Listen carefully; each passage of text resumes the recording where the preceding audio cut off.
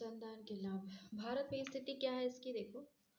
भारत में इसकी स्थिति जो है ना कि भारत में इसे सरकारी व निजी दोनों क्षेत्रों में बढ़ावा दिया जा रहा है। एम्स दिल्ली, मुंबई, हैदराबाद, बेंगलोर आदि जगहों पर कई निजी संगठनों के द्वारा स्तंभ कोशिकाओं का उपयोग उस पर अनुसंधान कार्य जारी है। Reliance sciences Mumbai IVF in vitro fertilisation से प्राप्त भ्रूण से स्तंभ कोशिका प्राप्त कर रहा है। एम्स में हृदय रोगों के संदर्भ में स्तंभ कोशिका का प्रायोगिक उपयोग हो रहा है। स्तंभ कोशिका का उपयोग भारत में कुछ बीमारियों के उपचार में होता है और उपचार हेतु परीक्षण के दौर में है, विशेषकर दुर्घटनाग्रस्त लोगों के उपचार में। आईसीएआर में क्लिनिकल ट्रायल की अनुमति दे दी और अभी मुख्यतः स्टेम सेल का इंजेक्शन दिया जा रहा है। ये कोशिकाएं शरीर के प्रभावित अंगों में जाकर कुछ लाभ पहुंचाती है। भारत में उपचार हेतु वयस्क स्तंभ कोशिका का प्रयोग हो रहा है।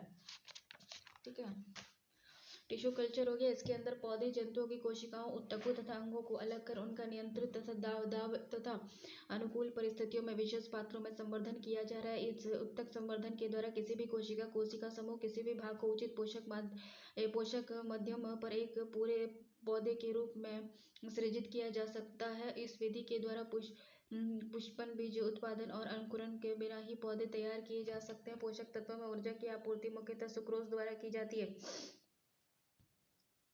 अन्य पोषक तत्व amino acid, glycine, salt, vitamin आदि के रूप में होते हैं। विभिन्न जलवायविक दशाओं और प्रतिकूल जलवायु क्षेत्रों में भी उपलब्धता प्रदान करने वाली पादप प्रजातियों का विकास किया जा सकेगा। इसका उपयोग अल्प अवधि की अधिक पैदावार वाली एवं रोगरोधी फसलों को तैयार करने में किया जा रहा है। पौधे में वांछित गुणों का प्रत्यारोपण किया जा सकता है। कुछ विशेष प्रकार के यौगिक निर्माण में भी यह उपयोगी है। इसी तकनीक से श्रृंगार सामग्रियों में से प्रयुक्त होने वाला लाल रंग का यौगिक शिकोनिन भी तैयार होता है। इस अवधि का उपयोग भ्रूण संवर्धन और क्लोन की उत्पत्ति में भी है। ऊतक संवर्धन तकनीक के माध्यम से चुने हुए वृक्षों की प्रजातियों के विकास तथा मानकीकरण के लिए अनुसंधान और विकास परियोजना लागू की गई। बायो इन्फॉर्मेटिक्स हो गया। बायोटेक, यह बायोटेक अनुसंधान से जुड़ा एक पहलू है जिसमें जीव विज्ञान, सूचना तकनीक दोनों की क्षमताओं का प्रयोग होता है। इसके तहत जैविक आंकड़े का विश्लेषण, प्रकाशित दस्तावेजों की विस्तृत सूचना, आणविक और मॉडलिंग तथा सिमुलेशन, प्रोटीन की संरचना तथा जीन के साथ उसके संबंधों का अध्ययन, प्रधान समस्याओं के लिए सॉफ्टवेयर का विकास, जीनोम मानचित्रीकरण, संरचना कार्य जानकारी, दवाओं के निर्माण हेतु डेटा प्रोसेसिंग तथा डिजाइनिंग और परमाणु उत्पत्ति आदि सेवाएं आती है। आज बायो इन्फॉर्मेटिक्स के क्षेत्र में दो क्षेत्र अत्यधिक महत्वपूर्ण बनकर उभरे हैं, एक जीनोमिक्स और दूसरा प्रोटोनोमिक्स। जीनोमिक्स होता है किसी जीव के डीएनए की पूरी श्रृंखला मानचित्रीकरण करना और कर जाने का अध्ययन, जीनों का अध्ययन है तथा उसके आधार पर आनुवंशिक रोगों का पता लगाना तथा उनके निदान हेतु उपचार प्रणालियों का विकास करना है।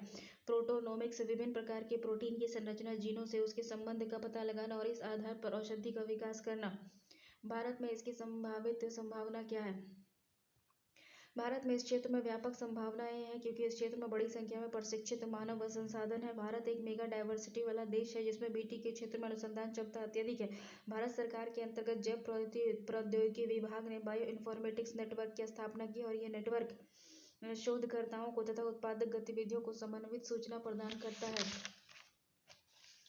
इस विभाग ने अब तक 61 सूचना केंद्र खोले हैं जिनमें से शीर्ष केंद्र 10 विकसित सूचना केंद्र और 44 अवितरित सूचना केंद्र है। इन सूचना केंद्रों को तीव्र आंकड़ा संचार हेतु नेट से जोड़ा गया है। आणविक और संरचनात्मक जीव विज्ञान के क्षेत्र में इंटरैक्टिव ग्राफिक्स के आधार वाली परमाणु मॉडलिंग हेतु 6 राष्ट्रीय सुविधा केंद्र खोले गए हैं। सीडैक ने परमाणु मॉडलिंग हेतु स्वदेशी सॉफ्टवेयर तैयार किया है। इसी तरह जीनोमिक शोध हेतु मीटर साइट बनाने का मिशन भारत में लागू कर दिया गया है। डीएनए फिंगरप्रिंटिंग हो गया। डीएनए फिंगरप्रिंटिंग जैव प्रौद्योगिकी की एक विलक्षण तकनीक है। इसका आधार है प्रत्येक मनुष्य में पाया जाने वाला डीएनए रेप्लिकेशन का असमान होना। प्रत्येक व्यक्ति का डीएनए प्रोटीन भी अलग होगा, अतः यहाँ तक कि क्लोनिंग से प्राप्त समरूप बच्चे का डीएनए पैटर्न भी अलग होगा। अतः इसका उपयोग मनुष्य की विशिष्ट पहचान सुनिश्चित करने के लिए किया जा सकता है।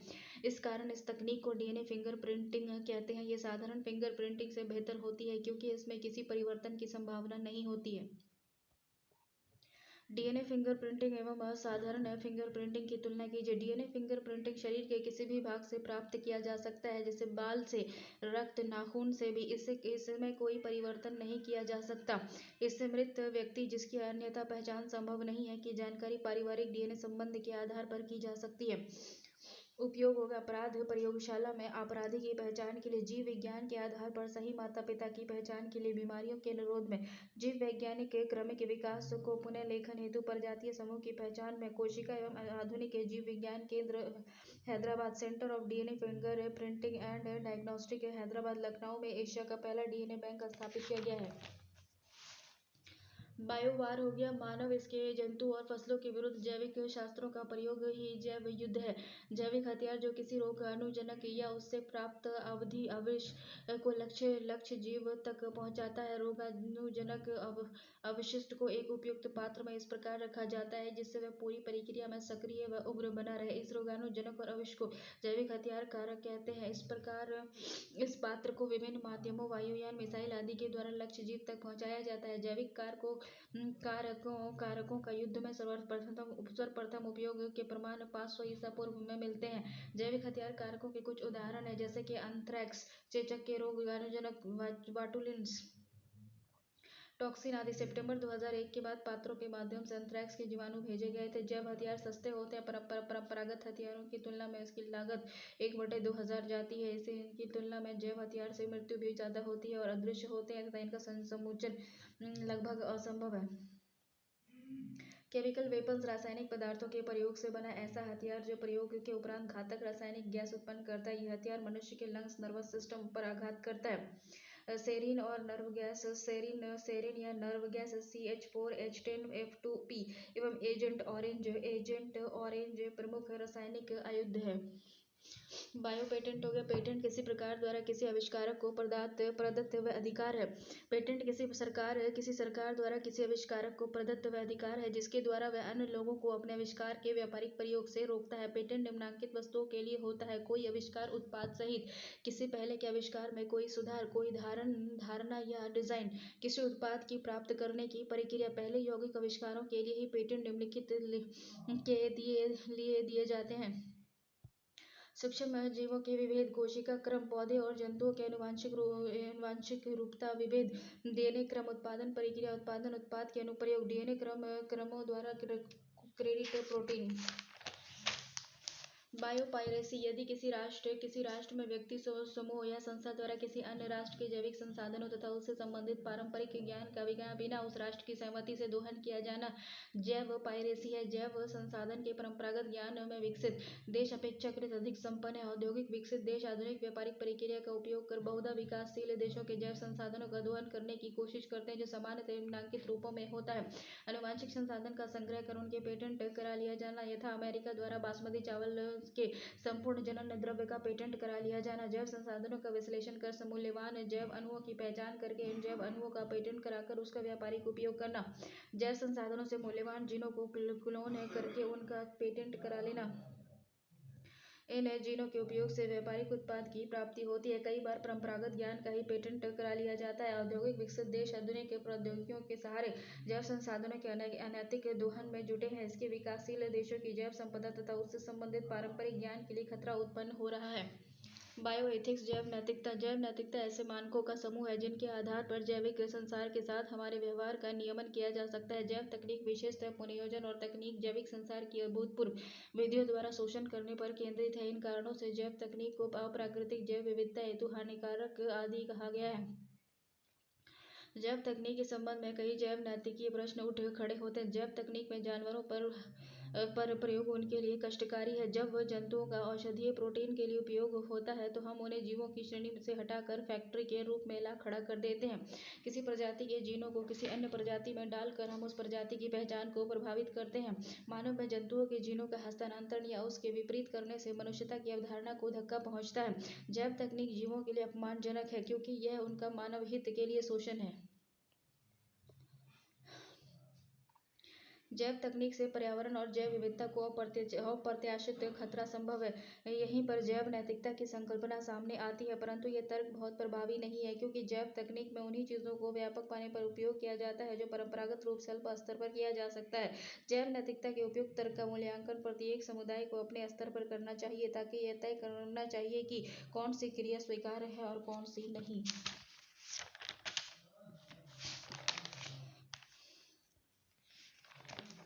देखो, बायोगैस टेक्नोलॉजी देखो, बायोगैस टेक्नोलॉजी क्या होता है। मीथेनोजन बैक्टीरिया है जो पशुओं की आंत या मुंह में होता है, जो गोबर में रहता है। ठीक है। बायोगैस को CH4 कहते हैं।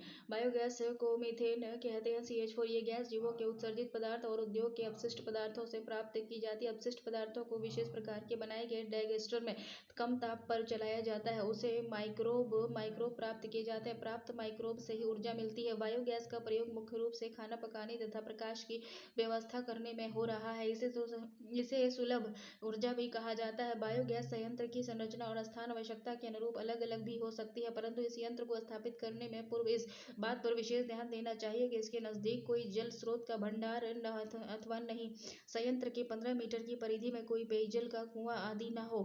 बायोगैस संयंत्र व्यक्तिगत और सामुदायिक स्तर पर स्थापित किए जा रहे हैं। कुकिंग और लाइटनिंग के लिए इसका इस्तेमाल होता है। आउटलेट में इसमें फर्टिलाइजर और मैन्योर निकल जाता है। गैस के अंदर सेकम होता है, कंपोजल टैंक होता है। इनलेट से यहाँ पर गोबर, डंग, ये सब चीज़ों को डाला जाता है। यहाँ से गैस तैयार होकर के कुकिंग और लाइटनिंग के लिए इस्तेमाल होता है, और यहाँ से आउटलेट से बचा हुआ प्रोडक्ट निकल करके बायो फर्टिलाइजर के रूप में इस्तेमाल होता है। सिंगल स्टेज डाइजेस्टर फॉर गोबर गैस प्रोडक्शन। बायोगैस संयंत्र की तकनीक प्रक्रिया। गोबर को मिश्रण टैंक में जमा किया जाता है। पुनः इसमें आवश्यकता अनुसार पानी मिलाकर गारा बनाया जाता है। जब सब स्ट्रेट का पाचक डाइजेस्टर में विसर्जन टैंक द्वारा किया जाता है। गारा डाइजेस्टर के अंदर जीवाणु एवं किण्वन प्रक्रिया द्वारा बायोगैस में परिवर्तित होता है। तैयार बायोगैस को गैस होल्डर में भंडारित किया जाता है। पाचित गारा निर्गमन पाइप के द्वारा डाइजेस्टर में से विसर्जित होता है, अतः गैस पाइपलाइन द्वारा बायोगैस को इसके उपयोग के गंतव्य स्थान तक पहुंचाया जाता है। बायोगैस टेक्नोलॉजी के विकास हेतु भारत सरकार के कदम 1981-82 में राष्ट्रीय बायोगैस विकास परियोजना शुरू की गई थी। इस परियोजना का उद्देश्य है गांवों में स्वच्छ एवं सस्ता ऊर्जा स्रोत उपलब्ध कराना, समृद्ध जैविक खाद्य तैयार करना, सफाई और स्वच्छता की स्थिति सुधारने और स्त्रियों की कड़ी मेहनत से मुक्ति दिलाने के लिए इसका इस्तेमाल किया गया था।